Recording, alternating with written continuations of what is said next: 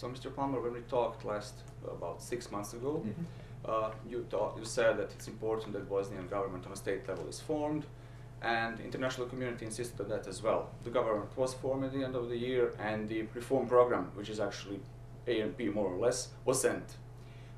And now, just a couple of months after that, we have a new major crisis, blockade of institutions. So how do you comment on that? Bosnia-Herzegovina can ill afford to stumble from one crisis moment to another. What's important is for the leaders in Bosnia-Herzegovina to deliver on their promise to the citizenry on all sides in Bosnia-Herzegovina, those who live in the Federation, those who live in Republika Srpska, that they are committed to making the lives of people in Bosnia-Herzegovina better, to make the country more stable, more peaceful, more prosperous.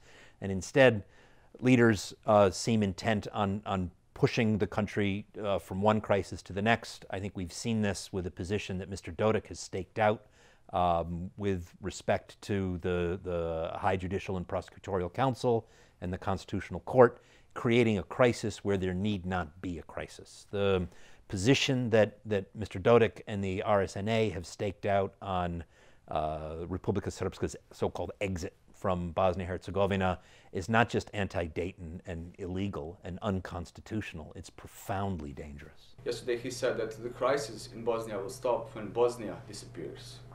Are those threats real, in your opinion? Well, I think they're threats that we need to take very seriously. Certainly the threat to blockade state-level institutions, the threat to prevent the functionality of Bosnian institutions, and make it impossible for these institutions to serve their purpose and deliver on the promise to the people of Bosnia-Herzegovina that their government will serve their interests. That's a threat that we need to take very seriously. Mr. Dodik has acted previously in a manner that is inconsistent, incompatible with the Dayton Agreement, and he's been subject to U.S. sanctions because of it. Anybody who aligns themselves with positions that are anti-Dayton runs the risk of triggering this kind of response from the United States. What kind of response would that might be? He's already under sanctions, and he's been doing this kind of thing, as you said, from year to year.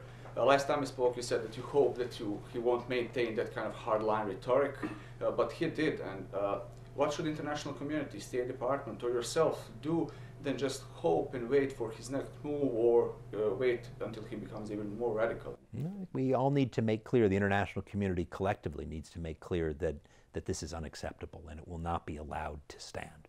So I would think that all those in Banja Luka and Republika Srpska who align themselves with the position that Mr. Dodik has staked out need to understand the risks that they run and the damage that they're doing to the future European perspective of Bosnia-Herzegovina. International community spent millions of dollars, especially U.S., in reforming the public sector in Bosnia, especially judiciary, to make it more independent from politics.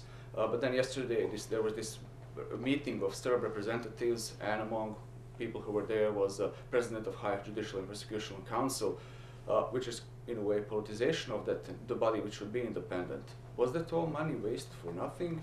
No, I think there's certainly been progress across the board in Bosnia-Herzegovina, and it's important sometimes to step back and take a big picture look at the country.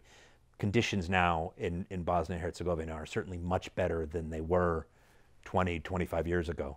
So I think we have continued concerns about the nature of justice in Bosnia-Herzegovina and the functionality of the court system. We're going to continue to work to strengthen and improve and make progress on the justice sector in Bosnia-Herzegovina.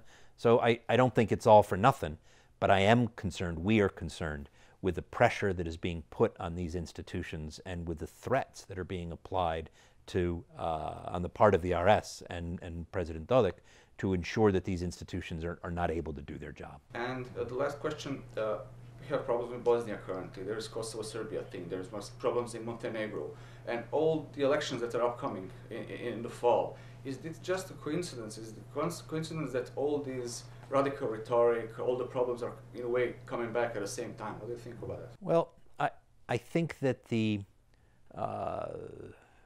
decision by the European Council not to open the accession negotiations with Albania and North Macedonia has, for some, called into question the viability of the European perspective, of a European path and a European future.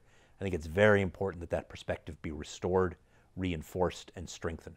so that people in all the countries of the Western Balkans understand that there is an alternative to ethnic nationalism, and that alternative is Europe, and to understand that their future, a peaceful, stable, and prosperous future for themselves and their children, lies in choosing that European path and embracing the reforms that are necessary to advance down that path.